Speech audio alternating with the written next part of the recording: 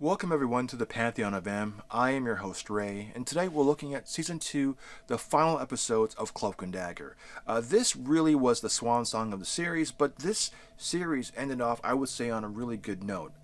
This is very reminiscent to Chiyodera Coker's series Luke Cage. He was a showrunner for that series. The show makes reference to Luke Cage at one point, and its showrunner Joe Petoskey takes a lot of notes, I think, of what Coker did in his series.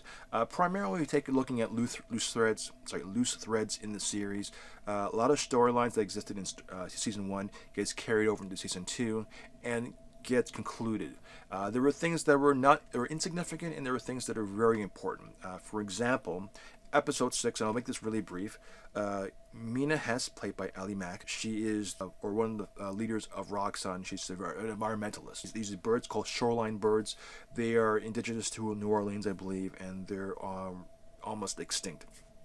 And she brings this attention to Tandy in one of the episodes in season one. It's a very insignificant storyline. It helps displace the idea she's an environmentalist and she cares about her environment. It is brought back in episode 6 of this season when Tandy is looking to get donations for the shoreline birds in this one. And this is part of a hallucinatory sequence. And another one that actually is important to the series is that in season 1, Tandy began the series as an addict. She did some questionable things. As the show developed, she developed her powers, and she was able to control her powers. One of the things she did was able to touch a human being and see their hopes and dreams. And in the process, she learned how to steal their hopes and dreams. And as a result, one of the main themes of the final episodes is that in the absence of hope, there is despair. And they play that really, really well. And it's one of the main villains, or if not, it is the villain of the series. And it comes across and it shows you the consequences of her actions. So, similar to that of Luke Cage, where you see all the consequences of what Shades did and what Tandy's done, it plays back and comes to full ahead in the series, and that's what I think is brilliant about the show. Now, one of the things about the show too, and I think it's relevant now, and it's important to watch now, or if I had to tell you why you should watch it now, is that it's relevant in the lens of 2020. The show came out in, I think, 2.5 years ago, and it was during the heightened or at the beginning stages of the Me Too movement, and it was representation. It was a cross section of women's rights. This show displays the idea of women in the workplace, talks about women's rights, sexual abuse, a dysfunctional family with abuse. It does even talks heavily on sex trafficking. Women who, without hope, there is despair, who have no homes, who no one's looking for these girls, and they end up on the street. So they did a lot of research, and a lot of care was taken to make sure the stories were very representative of what was going on in present time. And it is a cross section of really strong social issues, especially of minorities, even though it takes place in New Orleans, but it's just the idea of what we're going through now with the concept of white privilege and understanding that there is a judicial system, cops who take advantage of that, and the fear that we as minorities do experience. And this series really tackles those stories. It makes it centric around Tandy's character for most of the part. It looks at her position of privilege, coming from a family. Her father, Nathan, who was the head of the department for Roxxon, an oil company, so he came from a place of power. It deals with the one percenters. It deals with being white, understanding that you are of white privilege, and how does one own it and do the right thing. And it looks at those who are white privilege and take abuse of that, and the consequences of those actions, and how it affects those who are a minority, which is like Tyrone, for example. So it really tackles those issues and shows you both sides of the spectrum, both in multiple sequences and storylines, and almost like a Christopher Nolan's Inception type states of realities, and then, of course, in the actual storytelling itself. Uh, I I would recommend this in the sense that this show really gets to the heartstrings of what goes on in today's society. It's a beautiful cross section. Its showrunner Joe Podolsky, he written and directed the seventh episode, which dealt heavily with sex trafficking, and he did a lot of research talking to the people in the industry, counselors, women who've gone through shelters, and this is a really strong dramatic series. It's disguised as the vehicle of a superhero show, but it really is a very strong social commentary on various topics, and it is relevant to today, which is just ironic because it's 3 years removed from the last episode since when it last aired. So, with that, I'm going too long, but I do want to recommend that this is a wonderful show.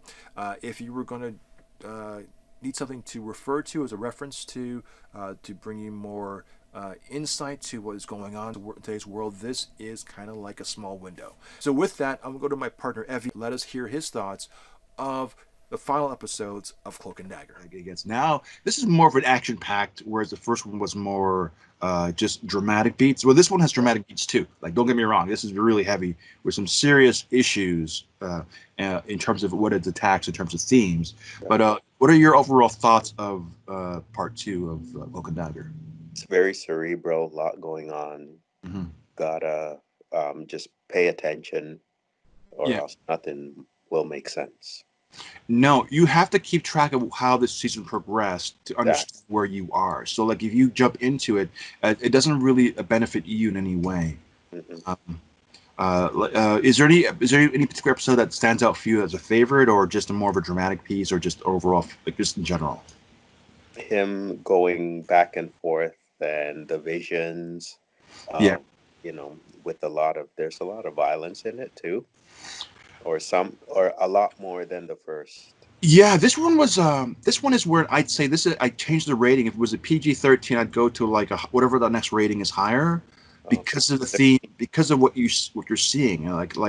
Um, like the minute the first I think it's episode I think it's B-side or something like that is when which is in the ambulance and being Right. taken, and because they have this whole dream sequence that's been playing out for a big chunk of the middle section of it, Mm. and it's just like taking away one's hope and then going through a dark path and then into despair. You know, Yes. this is about, well, that's what this villain is. It's actually I think he's based on an actual comic book character called Despair. It's called his name is Despair, believe it or not, in the comic books. He's from the Legion of Fear. It's called. Oh, cool. He's a Spider-Man villain, and he drains. He's like a succubus, but he feeds off the despair and the negative emotions of one person, and thrives on that. Yeah, exactly. It's the character looks different in the comic books. It's a different visual, but like it's a really interesting story. They kind of make more like they make it a more fleshed out like character in the series. And of course, Mayhem comes back more so in the final half of the film of the series. Okay. So overall thoughts, like what do you think of this part of this of season two? Lots going on. Pay attention. Mm-hmm. Very good. It has kind of morals too. You know, um, uh, like know who your friends are. You need wisdom to I guess work. You know, you need be wise, or else Mm-hmm. people will take advantage of you. Not everybody's bad. Whole bunch of stuff, and that deals with that guy who you were talking about. What's his name? Joseph. Oh, Antoine Deshane, but like his the Despair. That's the character's name. yeah, Yeah. yeah, yeah. But the whole thing with, I guess, Joseph Campbell, who's a psychologist. That's right. Uh, He's an American professor. He does like the idea of the hero's journey, myths, and the mythology, just yeah, basically dream interpretation and stuff like that. Yeah. exactly. Yeah, blows your mind, or blew my mind. Mhm, Definitely. mhm. No, it's cool though. It's a good series. Good Yeah. series. No. Yeah. Absolutely. I think uh, it's surprising because it takes a kind of I'd say a scholarly approach to drama, whereas it makes you think of what you're seeing. Even though it has harsh undertones like prostitution, Yeah. drugs. There's different things in it. And abuse. Of course, we talked about abuse last week, but like this has more themes that you would agree with them.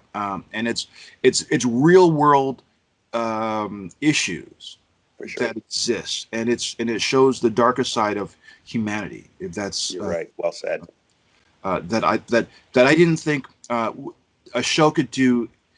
In it, I won't say entertaining because that's kind of belittling it.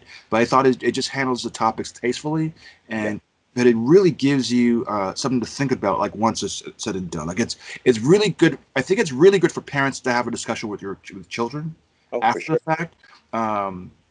I think like when I saw this, I was watching with my mother, believe it or not, and we had a full discussion on like kids nowadays in school, what's going on in the world today, especially not necessarily in the world that we live in today, which is more like frenzy, but like at any stage in one's life, there are these issues that exist, and I thought it handles it really well, but giving it a superhero story and a lot more action, as you were saying, And I thank goodness because I was missing the action. I wanted more action, and you do get it. From 1 to 10, I'm gonna give this like a 9. I thought this was it starts off slow the second half, but then it really kicks into full gear like when it gets to the final 2 episodes or 2.5 episodes. Definitely. Yeah, I'd give it I'd give it a 9 for sure. Maybe 9.4. I really liked it. Yeah. How do you think of the ending? Like, because it leaves you wanting more. That was my impression of it a little bit. But what's your thoughts of the closeout? Well, I kind of it was a great ending. I liked it, but I wish there was more. Okay. Right. That's all. Yeah, I won't. But yeah, I did like the series as a whole. Yeah. Yeah, and I want more, but anyway. Right. Well, thanks, Evie. Well, that concludes our show. But before we go, we ask you to hit subscribe down below, or give us thumbs up, or 4-star ratings, depending on if you're listening to us on our audio platforms. And we're also asking to you as well, send us an email at pantheonofm@gmail.com, as we're going to be reviewing Phase 3 of the MCU movies at the beginning of next year. But we want your emails. Give us your thoughts of any specific one MCU Phase 3 movie, whether it's Spider-Man Homecoming or Far From Home, Doctor Strange, Endgame, Infinity War, Thor Ragnarok, Black Panther. We'll be reviewing individual movies start of next year, and we'll love to hear your thoughts. We'll be reading out your emails and giving you definitely acknowledgement on the audio version of the podcast. We can't do it on the video on the YouTube channel. Not enough time to get through all those emails, but definitely, if you're listening to our audio segments, we'll be definitely acknowledging you. Give us your name and where you're from. We'd love to give a shout out to you and your ideas and your thoughts. It's just being part of the whole Pantheon family, just to get your involvement in the. So it's not just our voices; it's your voices too. And again, we do not want a single penny. This is not a Patreon. We love movies. We love talking about films, and we love to share our thoughts with you too. And this is a great way for us to bring us out there and be and talk about the things that we love, which is just films. Anyways, with that, on behalf of Evie and myself, I want to say thank you, and we will see you next week. Take care.